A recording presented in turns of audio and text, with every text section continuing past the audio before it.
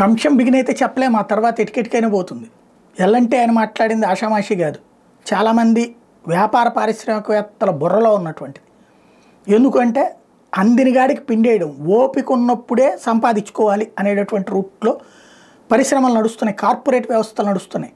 అందుకనినే 90 గంటలు పని చేయండి, 100 గంటలు పని చేయండి, లేకపోతే ఇప్పుడు భార్యలతో చూసేదేంది ఆదివారం కూడా వచ్చి పని చేయమన్నారు. రేపు పొద్దున ఏమంటారు, పిల్లలు వీళ్ళందరూ ఎందుకు మన దేశ ప్రగతి కోసం తీసుకొచ్చేసి పని ఎక్కువ చేయండి, రాత్రిపూట్ల 4 గంటలే పడుకున్నప్పుడు దేశ ప్రగతి అని చెప్పేసి దొంగ నాటకాలు ఆడతారు. సంపాదించుకునేది వీళ్ళ ప్రగతి కోసం అందులో నుంచి.